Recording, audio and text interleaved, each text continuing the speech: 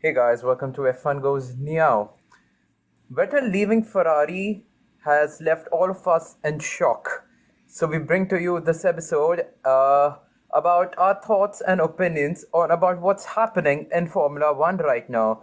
Rahul, what do you think was one of the reasons why Vettel might have left Ferrari? Yeah, I mean, Vettel leaving Ferrari, I woke up and I saw that news article. It's almost as much of a surprise as the hair that left your head, man. Uh, but yeah, it was bizarre. I think I remember an April 1st joke that went around saying that Vettel was retiring, and that at that point it got me. But to see that it actually happened, I mean, I won't lie that there were a lot of signs, especially towards the end of the last season, where you could sense that there was tensions growing in the Ferrari garage. But yeah, it's pretty insane, and it started So this whole. Vettel was Ferrari's biggest fan, right? So he joined them to bring back the championship to back to the Maranello effect. Maranello, what do you call it? Maranello. Maranello effect. Maranello. Maranello, So Maranello. yeah, that's the art of Ferrari. I mean, Yeah. and then he couldn't do it for 4 years. Then Leclerc came in, and Leclerc performed way better than Vettel did in Ferrari in last season. So he thought maybe Ferrari are slightly more in favor of Leclerc, and he needed a team that would support him totally inconsistently. I So mean, I you can think see that's where he's why coming from, Vettel right? left Ferrari. You can see where he's coming True, true, from. true. He's the veteran. He has 4 world championships in his pocket, and suddenly this young guy comes along and steals his spotlight and starts to take control of the garage. You can see why he wouldn't be the happiest with that happening. That is correct. The fact that Leclerc has been better than Sebastian Vettel might have been one of the reasons why Sebastian Ferrari decided to let go Sebastian Vettel. The fact that the strategies always favored Leclerc was, I think, one of the reasons Sebastian didn't want to be at Ferrari. I opened up Twitter today in the afternoon at around 12 p.m. Indian time, of course, and the first thing I see was McLaren confirming Daniel Ricciardo as their driver, which obviously meant that Sainz would be leaving, and where else would Sainz go? It had to be Ferrari.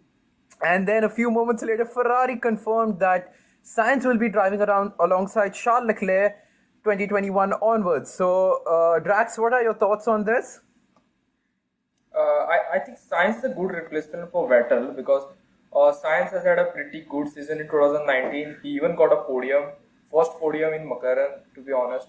And then he had a pretty consistent performance in 2019 season, being mostly in the top five. Correct. What do you think, Rahul? Yeah, I mean, it seems like a logical choice. You have a clear hierarchy now in the Ferrari team where they have Leclerc, who's their future star and who they'll be betting on, and then Sainz will play nicely along with that to uh, basically as a second driver just to get the points to confirm the constructors championship. So it looks like a good move. I mean, I think everybody has accepted at this point that Charles is probably the future of Ferrari, way into the future. I think Yeah. he has one of the longest Think- contracts, I think till 2023 or something. Yes, So 2023, I think. 4 or 3? yeah, yeah. So I mean, I think Science is going into that team knowing where that he's the second driver. So it should be Ferrari made it hopefully pretty clear. Yeah, Ferrari made it pretty clear in the second half of the last season that Charles will be their number one driver. And Yeah. Ricardo to Daniel Ricardo to McLaren. I mean, what do you think made that move? I mean, what do you think made Daniel Ricardo go to McLaren and take this gamble? I mean, he took a gamble with Renault, which didn't pay off. Is the risk with going to McLaren gonna pay off? What are your So opinions? And Ricardo seems to keep jumping to the fourth place team for some reason. I don't know why. I don't know how much it's going to pay Money, off. man, money, obviously. Big cash. I don't know how much it's going to pay off because the Mercedes with their McLaren engines in 2021 look strong, but you can still never say. McLaren with their Mercedes engines. Yeah. Sorry, McLaren with the Yeah. Mercedes engines. Excuse me, pardon me. So Uh, You know what I'm more excited for? Even though Sainz is going for Ferrari and that would be a pretty good team, I'm more excited for Danny Rick and Lando Norris in the same oh team. my God, I can imagine we're the gonna have scenes a lot happening. of content.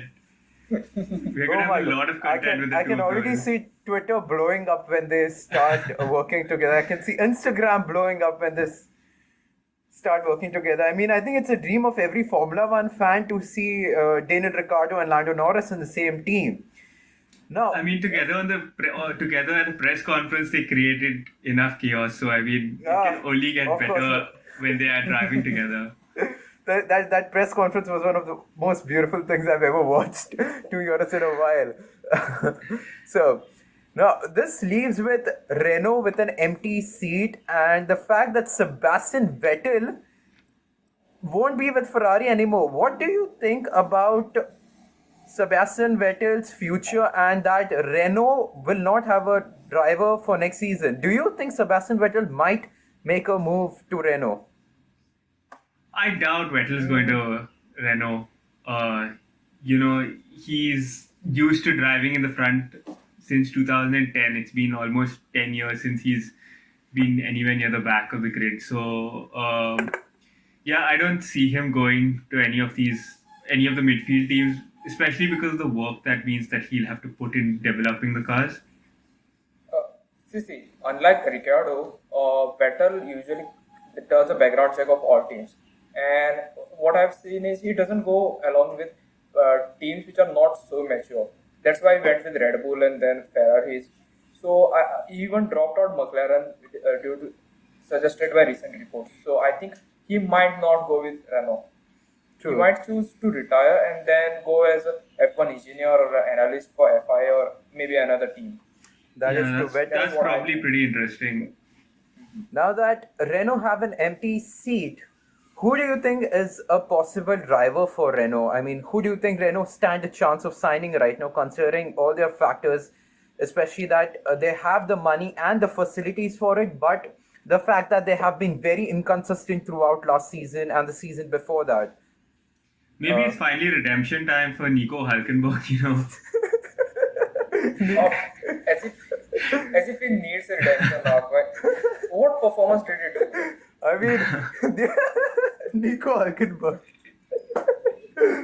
Nico Hulkenberg doesn't stand a chance right now, but there has been a lot of speculation about Fernando Alonso coming back into the sport and joining Renault. Is that a possibility? I'm not sure. What are your thoughts about this, Drax and Rahul? If Alonso comes back into F1 and into his dream team of Renault, then I would say that would make a pretty good season of 2021 into a very good season. I mean, Alonso coming back, we have Carlos Sainz in Ferrari, we have Danny Ric and Lando Norris in McLaren, we have the powerhouses from Mercedes in McLaren. That this would make 2021 a very interesting season to watch. True, true. But obviously there's also the downside of Alonso not being happy with the current rules, and 2021 obviously they postponed the rules, so that's always there. Plus we know how Alonso hates to be driving in the midfield, so I think Renault will have to make a really strong case, maybe even of money, for Alonso to come back. And the fact that Fernando Alonso can be a hard driver to work around with, as we've seen with McLaren, which have These are GP2 cars, man. yeah, it's a GP2 engine. GP2 cars. It's a GP2 engine. Anyway, now so as of now, the grid looks like this. At Mercedes, we have Lewis Hamilton and Valtteri Bottas. And the fact that Sebastian Vettel still hasn't joined the team, What was that? What was there has been a lot of speculation about him going to Mercedes, but chances are very slim. Rahul, do you have anything to say on that? I doubt Mercedes was looking to repeat their 2016 debacle. I think it's very unlikely that he's going to go to Mercedes. However, I mean, both the Mercedes drivers are out of contract for 2021. So 2020, this is their last year with their last year of contract. So it'll be interesting to see what happens if they retain Bottas or if they try and get someone else, and the whole dynamic there. True. Bottas is a pretty good wingman for Hamilton. So I doubt Vettel will ever be in Mercedes as long as Hamilton is there. That is true. We could see a repeat of 2016 Hamilton and Rosberg happening again. So, and Mercedes wouldn't want that right now. Then we have Ferrari, who's Charles Leclerc and Carlos Sainz. This is how the grid stands right now. At Red Bull, we have Alexander Albon and Max Verstappen. No changes over there. We move on to McLaren. McLaren, as we recently spoke about, it's going to be Lando Norris and Daniel Ricciardo. Renault are in a fix with just one driver right now, with the possibilities of Alonso joining them. But there is no official statement out from Renault, so it's just Esteban Ocon at Renault right now. We then see Toro Rosso with Pierre Gasly and Daniil Kvyat, which again, there won't be any change over there. Followed by Sergio Perez and Lance Stroll at Racing Point, with highly unlikely any change over there too. Alfa Romeo remains the same with Kimi Raikkonen and Antonio Giovinazzi, and Haas retaining their drivers Romain Grosjean and Kevin Magnussen, followed by Williams with George Russell and Nicholas Latifi. Robert Kubica was replaced by Nicholas Latifi this season. So that's your lineup, guys. Thanks for watching this episode. Do follow us on our social media. We are on Instagram and Twitter. Do subscribe to our channel for more updates. Thank you, guys. Bye, Drax. Bye, Rahul. Stay Bye. safe, guys. That's a cut, right?